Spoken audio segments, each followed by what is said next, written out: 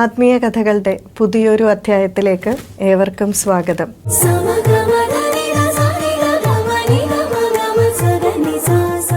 മാതാപിതാക്കളെ ഏറ്റവും കൂടുതൽ വലയ്ക്കുന്ന ഒരു കാര്യമാണ് കുട്ടികളിലെ മൊബൈൽ ഉപയോഗം.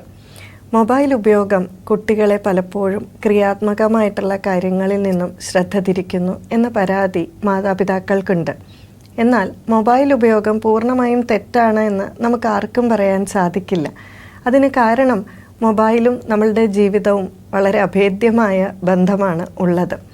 പക്ഷേ ചില ശാസ്ത്രജ്ഞർ പറയുന്നു, കുട്ടികളുടെ സ്പാൻ ഓഫ് അറ്റൻഷൻ, അതായത് ഇപ്പോൾ ഒരു കുട്ടി ക്ലാസ്സിലിരിക്കുകയാണെന്ന് വിചാരിക്കുക, ഒരു വിഷയത്തിൽ എത്ര നേരം ഒറ്റയടിക്ക് ആ കുട്ടിക്ക് ശ്രദ്ധ കേന്ദ്രീകരിക്കാൻ സാധിക്കും, അതാണ് സ്പാൻ ഓഫ് അറ്റൻഷൻ. അത് ഇന്നത്തെ കാലത്ത് വളരെയധികം കുറഞ്ഞു വരുന്നു എന്നാണ്. അതിൻ്റെ കാരണവും കണ്ടുപിടിക്കാൻ ശാസ്ത്രജ്ഞർ ശ്രമിക്കുന്നുണ്ട്. അവർ പറയുന്നു ഇതിന് 4-5 കാരണങ്ങളുണ്ട്. പക്ഷേ അതിലൊരു കാരണമായി അവർ പറയുന്നത് കുട്ടികളിലെ അമിതമായിട്ടുള്ള മൊബൈൽ ഉപയോഗമാണ്. നമ്മളിത് പറയുമ്പോൾ മൊബൈലിനെ പൂർണ്ണമായി തിരസ്കരിക്കണമെന്നോ മൊബൈൽ ഉപയോഗം കൊണ്ട് മാത്രമാണ് ഒരു കുട്ടിയിൽ ഈ സ്പാൻ ഓഫ് അറ്റൻഷൻ കുറയുന്നത് എന്നോ അല്ല. കാരണം ഒരു പക്ഷേ മൊബൈൽ തീരെ ഉപയോഗിക്കാത്ത ഒരു കുട്ടിക്ക് പോലും സ്പാൻ ഓഫ് അറ്റൻഷൻ കുറവായിരിക്കും. അതിന് വേറെ പല കാരണങ്ങളും ഉണ്ടായിരിക്കാം. എന്നാൽ ഒരു കാരണം, പല കാരണങ്ങളിൽ ഒന്ന് ഈ മൊബൈലിൻ്റെ അമിത ഉപയോഗമാണ് എന്നാണ്. അതിന് കാരണം എന്താണ്? ഈ മൊബൈൽ ഉപയോഗത്തിൻ്റെ പ്രത്യേകത നിങ്ങൾ ശ്രദ്ധിച്ചിട്ടുണ്ടോ? മൊബൈൽ നമ്മൾ ഉപയോഗിക്കുമ്പോൾ നമ്മൾ ആവശ്യപ്പെടുന്ന എന്തും വളരെ വേഗത്തിലാണ് നമുക്ക് മൊബൈലിൽ നിന്ന് ലഭിക്കുന്നത്. ഇപ്പോൾ എന്ത് നമുക്ക് സെർച്ച് ചെയ്യണമെങ്കിലും ഗൂഗിളിൽ അടിച്ചാൽ ഉടൻ തന്നെ നമുക്കതിൻ്റെ റിപ്ലൈ കിട്ടും. കുട്ടികൾ ഗെയിം കളിക്കുകയാണെന്ന് വിചാരിക്കുക. ഗെയിം കളിക്കുന്ന ഒരു കുട്ടിയെ നമ്മൾ കുറച്ച് നേരം ശ്രദ്ധിച്ചുകൊണ്ടിരുന്നാൽ എത്രമാത്രം ഫോക്കസ്ഡ് ആയിട്ട് മറ്റൊന്നും അറിയാത്ത രീതിയിൽ അതിൽ തന്നെ ശ്രദ്ധിച്ച് വളരെ ഫാസ്റ്റായിട്ടാണ് ആ കുട്ടി മൂവ്മെൻറ്റ്സ് എല്ലാം ചെയ്യുന്നത്. ഗെയിം ആണെങ്കിലോ അതും വളരെ ഫാസ്റ്റാണ്. അതിനകത്തെ മൂവ്മെൻറ്റ്സ് വളരെ ഫാസ്റ്റാണ്. അതിൽ നിന്നുള്ള റിപ്ലൈയും വളരെ ഫാസ്റ്റാണ്. ജയിക്കുന്നതും തോൽക്കുന്നതും എല്ലാം വളരെ ഫാസ്റ്റാണ്. അങ്ങനെ ആ കുട്ടിക്ക് മൊബൈൽ ഉപയോഗത്തിലൂടെ താൻ ആഗ്രഹിക്കുന്ന അല്ലെങ്കിൽ താൻ ഇഷ്ടപ്പെടുന്ന എന്തും വളരെ വേഗത്തിലാണ് കിട്ടിക്കൊണ്ടിരിക്കുന്നത്. ഇതേ ഒരു സ്പീഡ് അല്ലെങ്കിൽ ഇതേ ഒരു ഫാസ്റ്റ്നെസ് കുട്ടി തൻ്റെ ജീവിതത്തിൽ പലയിടത്തും പ്രതീക്ഷിക്കുന്നു. അവിടെയാണ് പ്രശ്നം വരുന്നത്. ഈ കുട്ടി സ്കൂളിലേക്കോ കോളേജിലേക്കോ ഒന്ന് പോവുകയാണ് എന്ന് വിചാരിക്കുക. ഈ സ്ഥിരമായിട്ട് മൊബൈൽ ഇങ്ങനെ ഉപയോഗിക്കുന്ന ഒരു കുട്ടി, ആ കുട്ടി സ്കൂളിൽ ചെല്ലുമ്പോൾ അവിടെയുള്ള സാഹചര്യം എന്താണ്? സ്കൂളിലെയും കോളേജിലെയും സാഹചര്യങ്ങൾ തമ്മിൽ വളരെയധികം വ്യത്യാസമുണ്ട്.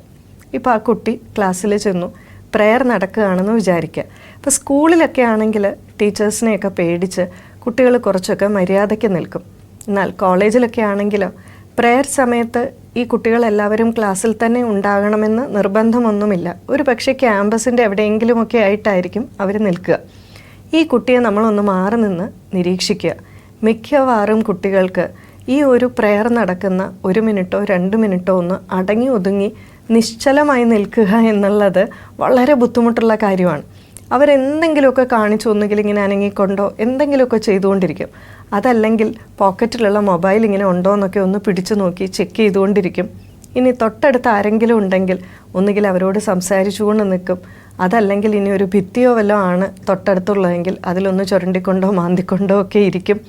ചുരുക്കം പറഞ്ഞാൽ ഒരു നിമിഷം പോലും ഒന്ന് ഐഡിയലായിട്ട് ഒന്ന് അനങ്ങാത്ത രീതിയിൽ ഇരിക്കാൻ ഇന്നത്തെ കുട്ടികൾക്ക് ബുദ്ധിമുട്ടാണ്.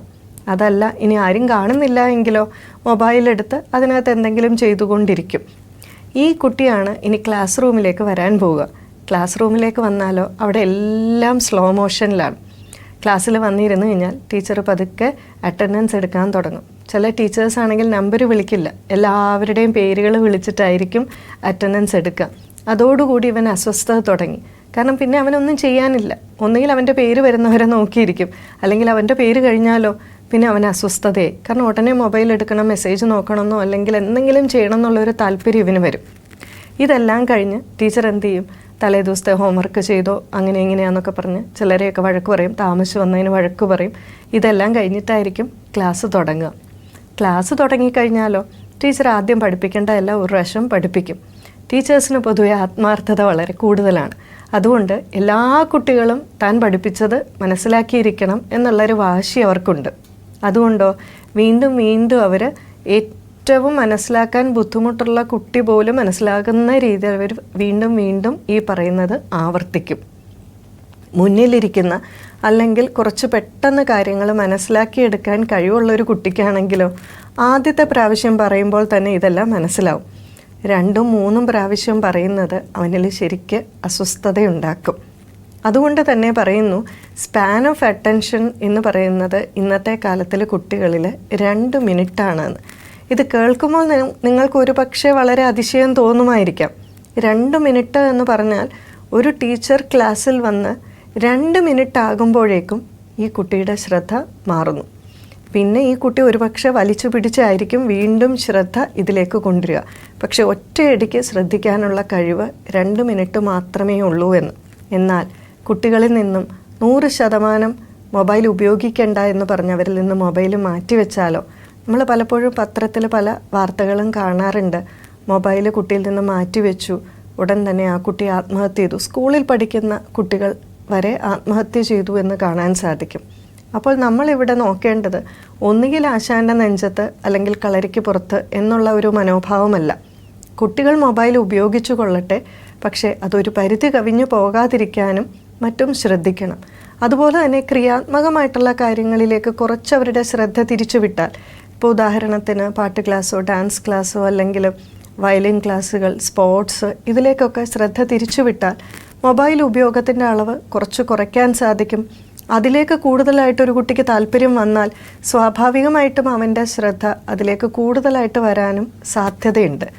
എന്നാൽ പൂർണ്ണമായും ഈ പറയുന്നത് പോലെ മൊബൈൽ ഉപയോഗം തെറ്റാണെന്ന് നമുക്ക് വീണ്ടും പറയാൻ സാധിക്കില്ല. കാരണം ചെറുപ്പകാലത്തിൽ ഇതുപോലെ മൊബൈലിനോടും കമ്പ്യൂട്ടറിനോടും ഒക്കെ വളരെയധികം താല്പര്യം തോന്നുന്ന കുട്ടികൾ ഇന്ന് ലോകത്തിലെ വലിയ വലിയ കമ്പ്യൂട്ടർ കമ്പനികളുടെ എന്താ പറയുക, ഭീമൻ കമ്പനികളൊക്കെ ഇല്ലേ, അവയുടെയൊക്കെ തലതൊട്ടപ്പന്മാരായിട്ട് ഇരിക്കുന്നുമുണ്ട്. അപ്പോൾ അതുകൊണ്ട് മാതാപിതാക്കൾക്കാണ് ഇതിൽ ആ വിവേചന അധികാരം പൂർണ്ണമായിട്ടുള്ളത്.